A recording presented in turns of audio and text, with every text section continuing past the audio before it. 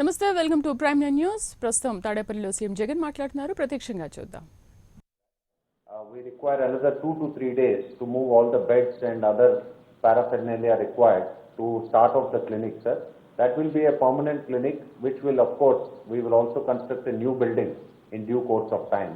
Then the third one is the 10-member medical experts from Andhra University, Andhra Medical College.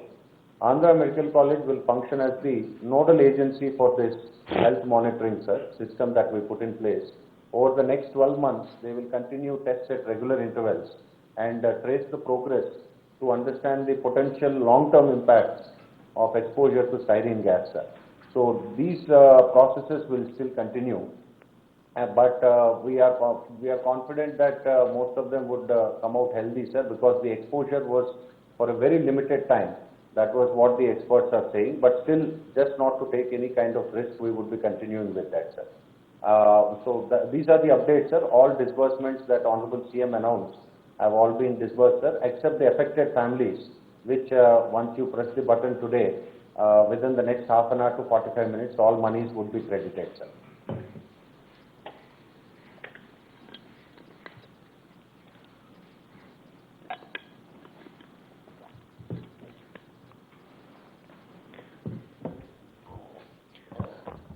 So అందరి బాధితులందరికీ కూడా so far enumeration అన్నీ కూడా అయిపోయినట్టే కదా విని? Enumeration was completed, sir. 10 to 12 houses were locked, sir. So we are only waiting for them. ఎంతమంది? 6,134, sir. 6,134 household bank accounts have been collected. And close to 19,800 are the individuals who are benefiting from this, sir. Near approximately 20,000, sir, which fall within our affected area that we have. ఇంకా ఎంతమంది ఇంకా return కాలేదు? Houses lock ఎంతమంది? About 12 families, sir, and about 72 individuals. అంతే sir, 12 families అంతే? Yes, sir, 12 households. 12 house holds తప్ప మిగతాటి అన్నీ అందరు వచ్చేసినారు? Yes, sir. We have gathered their bank accounts, sir, and the crediting will happen now, sir. So మొత్తము సంఖ్య 19,893. That's right, sir.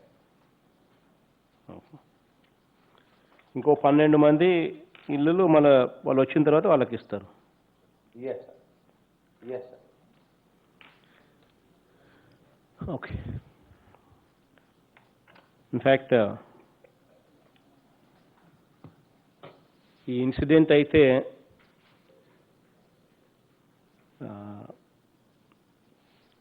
జరిగింది ఎంత బాధాకరమైన అంశం అంటే,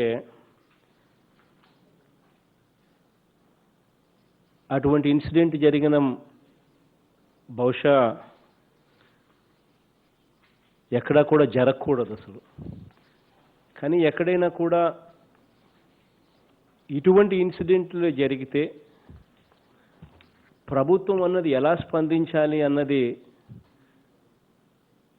గతంలో ఎన్నో సందర్భాల్లో నేను ప్రతిపక్షంలో ఉన్నప్పుడు I've seen. There was an ఓఎన్జీసీకి సంబంధించి గ్యాస్ లీకేజ్.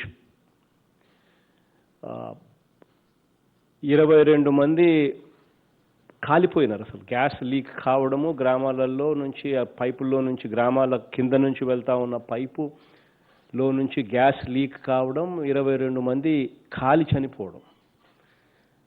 ఇన్ఫ్యాక్ట్ నేను ప్రతిపక్షంలో ఉన్నప్పుడు ఆ ఊర్లకు వెంటనే జరిగినప్పుడు పోయా. అంటే నాకు అనిపించింది, అసలు ఇటువంటి ఇన్సిడెంట్ ఏదైనా జరిగితే రాష్ట్రం ఎలా స్పందించాలి, అసలు ఇటువంటి ఇన్సిడెంట్ ఏదైనా కంపెనీ ఏదైనా జరిగితే, ఏదైనా కంపెనీ ఇలాంటి ఇన్సిడెంట్ చేస్తే ఆ కంపెనీకి ఎటువంటి శిక్ష వేస్తే ఇటువంటివి మళ్ళీ వాళ్ళు పునరావృతం కాకుండా చూసే పరిస్థితి వస్తుంది అని చెప్పి నిజంగా నాకు అనిపించింది.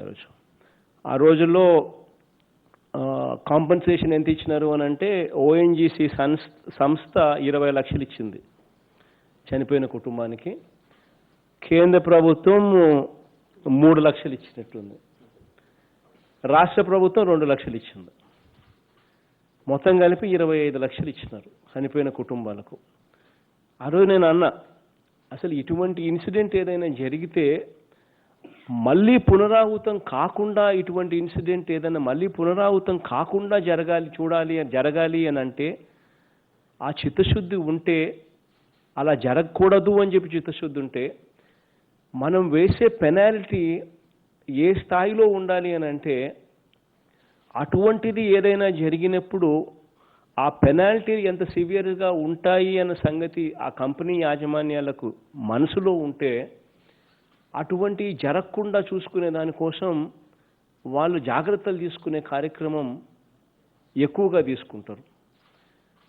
అటువంటి పరిస్థితి ఉన్నా కూడా ఆ రోజు నేను అన్నా, ఇటువంటి ఇన్సిడెంటే ఎక్కడైనా విదేశాల్లో జరిగితే, ఏదైనా వెస్టర్న్ వరల్డ్లో జరిగితే వాళ్ళు ఇచ్చే కాంపన్సేషన్ ఏ లెవెల్లో ఉంటుంది అని అంటే షాక్ కొట్టే మాదిరిగా ఉంటుంది.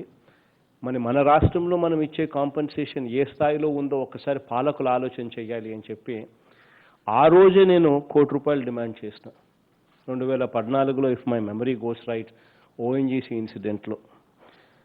మళ్ళీ ఎప్పుడైతే ఈ గ్యాస్కి సంబంధించి అటువంటి ఇన్సిడెంటే ఈ ఎల్జీ పాలిమర్స్ కంపెనీలో మే 7వ తారీఖున జరిగినప్పుడు నిజంగా నాకు మళ్ళీ అదే గుర్తుకొచ్చింది. ఆ రోజు జరిగిన సన్నివేశమే, ఆ రోజు జరిగిన విషయాలే నా మనసుకు నిజంగా మళ్ళా కదిలాయి.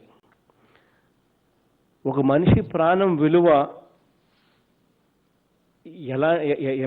ఎంత అన్నది కన్నా కూడా ఇటువంటి ఇన్సిడెంట్ జరగకుండా చూసుకోవడం అన్నది ఎంత ఇంపార్టెంట్ అన్నది నిజంగా అర్థం కావాల్సిన విషయం. అందుకనే ఇది జరగగానే బహుశా మనం అంత స్పీడ్గా ఈ ఇన్సిడెంట్లో మనం అంత స్పీడ్గా బహుశా ఎక్కడా కూడా జరగదేమో. ఇన్ఫ్యాక్ట్ ఇన్సిడెంట్ జరిగిన వెంటనే, రిపోర్ట్ మనకు అందిన వెంటనే, I should appreciate all the officials మీరు స్పందించిన తీరుకు. ఇన్సిడెంట్ జరిగిన వెంటనే తెల్లవారుజామున 4:30 గంటలకే collector was there at the site, commissioner was at the site. Almost నాకున్న రిపోర్ట్స్ ప్రకారం దాదాపుగా 110 ambulances were immediately present at the site. And 4:30 గంటల నుంచి 4:30 తెల్లవారుజామునకే అధికారులందరూ అక్కడికి ఉండడము, 2 గంటల్లోనే అసలు టోటల్గా ఊరునంతటినీ కూడా ఎవాక్యువేట్ చేయడము, దాదాపుగా కొన్ని వందల మందిని హాస్పిటల్స్లోకి వెంటనే కూడా చేర్చడము అన్నది నిజంగా ఆ ఇన్సిడెంట్ జరిగిన తీరును, ఆ ఇన్సిడెంట్లో మనం సీరియస్గా తీసుకున్న తీరును that shows. That's itself is a showcase. I should appreciate all the officers for collector దగ్గర నుంచి, పోలీసుల దగ్గర నుంచి, హెల్త్ వర్కర్స్ దగ్గర నుంచి, డాక్టర్స్ దగ్గర అందరినీ కూడా, మీరందరికీ కూడా you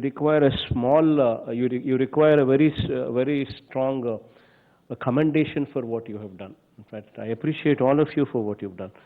In fact, the incident ఏదైనా వెస్టర్న్ వరల్డ్లో జరిగితే ఏ రకంగా స్పందిస్తామో బహుశా నాకైతే తెలియదు, కానీ మనం స్పందించిన తీరు మాత్రం ఏ వెస్టర్న్ వరల్డ్లో స్పందించే తీరు కన్నా కూడా ఏమాత్రం కూడా తీసిపోని విధంగా కూడా మనం స్పందించామని చెప్పి కూడా గర్వంగా నేను చెప్పగలుగుతున్నా ప్రతి బాధితునికి కూడా. ఆ ఇన్సిడెంట్ జరిగిన వెంటనే మన అధికారులు స్పందించిన తీరైతేనేమి, మనం కూడా ఇటువంటి ఇన్సిడెంట్ ఏదైనా జరిగితే ఏ రకంగా ప్రభుత్వం అన్నది ఏ రకంగా స్పందించాలన్న దానికి కూడా ఒక సంకేతం పంపించడం. ఇంత సీరియస్గా తీసుకున్నాం కాబట్టే బహుశా దేశ చరిత్రలో ఎప్పుడు జరగని విధంగా ₹1 కాంపన్సేషన్ అన్నది ఇవ్వడం అన్నది కూడా ఇటువంటి దుర్ఘటన, ఇటువంటి సీరియస్ మెసేజ్ పంపించాల్సిన దుర్ఘటనలో ఎక్కడా కూడా ఏ ప్రభుత్వం కూడా దేశంలోనే ఎక్కడా కూడా స్పందించిన తీరులో మన ప్రభుత్వం స్పందించింది. వెంటనే ₹1 ఇవ్వడమే కాకుండా దీనికి సంబంధించి కమిటీ రిపోర్ట్స్ కూడా వేయడం కూడా జరిగింది. ఇన్ఫ్యాక్ట్ ఆ కమిటీ రిపోర్ట్స్ కూడా దాదాపుగా చూస్తే almost we've constituted a committee on ఈ ఇన్సిడెంట్ జరిగిన వెంటనే ఒక మెడికల్ ఎక్స్పర్ట్ కమిటీ 10 మంది డాక్టర్ల చేత వెంటనే కమిటీ కూడా యుద్ధ ప్రాతిపదికన కాన్స్టిట్యూట్ చేయడమే కాకుండా crucial medical test, appropriate health care కూడా ఫాలోఅప్లో కూడా పెట్టే కార్యక్రమం దిశగా చేశారు. అదొకటే కాకుండా ఇటువంటి ఇన్సిడెంట్లకు సంబంధించి ఏదైనా మనం యాక్షన్ తీసుకోవాలి అని అంటే నిజం అనేది మనకు తెలియాలి. ఆ నిజం అన్నది తెలుసుకునేదానికి ఇటువంటి ఇన్సిడెంట్ ఏదైనా పునరావృతం కాకుండా చూసుకునే దానికోసం కూడా ఏం చేయాలనే విషయం మీద వెంటనే ఒక స్టేట్ లెవెల్లో కూడా ఇటువంటి ఇన్సిడెంట్ ఇటు స్టేట్ లెవెల్ ఎంక్వైరీ కమిటీ కూడా కాన్స్టిట్యూట్ చేయడం జరిగింది. దాదాపుగా స్టేట్ లెవెల్కి సంబంధించి స్పెషల్ చీఫ్ సెక్రటరీ ర్యాంక్లో ఉన్న వ్యక్తుల దగ్గర నుంచి ఆ కమిటీలో సభ్యులుగా ఉన్నారు. ఎన్వైర్న్మెంట్ అండ్ ఫారెస్ట్కి సంబంధించిన Neerabh Kumar Prasad, Karikala Vallavan, industries and commerce, collector, commissioner, member secretary, pollution control board అందరితో వాళ్ళతో ఒక కమిటీ రిపోర్ట్ వేయడం. దాని తర్వాత మళ్ళీ డిస్ట్రిక్ట్ ఇంటర్నల్ కమిటీ మళ్ళీ వెదర్ కంట్రోల్ ప్రొసీజర్ అన్నది ఈ కంపెనీస్లో ఈ కంటైన్ చేయడం కోసం అని చెప్పి కరెక్ట్గా ఈ ఫాలో అవుతున్నారా లేదా, ఈ కంటైన్మెంట్ ఆఫ్ ఈ గ్యాస్కి సంబంధించి కంటైన్మెంట్ ప్రొసీజర్ కరెక్ట్గా ఫాలో అవుతున్నారా లేదా అని చెప్పి మళ్ళీ district internal committee, director of factories, director of technical ఎక్స్పర్ట్స్తో కూడిన డిస్ట్రిక్ట్ ఇంటర్నల్ కమిటీ కూడా 4 సభ్యులతో మళ్ళీ కూడా వేయడం జరిగింది. దాని తర్వాత మళ్ళీ 4 ఆంధ్ర యూనివర్సిటీ ప్రొఫెసర్స్తో, మెడికల్ అండ్ కెమికల్ ఇంజనీరింగ్కి సంబంధించిన ప్రొఫెసర్స్ ఆంధ్ర యూనివర్సిటీకి సంబంధించిన 4తో ఇంకొక కమిటీ కూడా మళ్ళీ వేయడం జరిగింది. To study the present scenario from technical point of view నుంచి ఏ రకంగా ఇది కంటైన్ చేస్తున్నారు, దానికి టెక్నికల్ పాయింట్ ఆఫ్ వ్యూ నుంచి కరెక్ట్గా చేస్తూ ఉన్నారా లేదా, ఇది కరెక్ట్ పద్ధతేనా లేదా అని చెప్పి మళ్ళీ అది స్టడీ చేయడం కోసం అని చెప్పి వాళ్ళని అడ్వైస్ చేయడం కోసం అని చెప్పి మళ్ళీ ఆంధ్ర యూనివర్సిటీస్ నుంచి 4 ప్రొఫెసర్లతో, professor Balaprasad, S V Naidu, chemical ఇంజనీర్లు, మెటలర్జికల్ ఇంజనీర్లు, వాళ్ళతో 4తో వేయడము.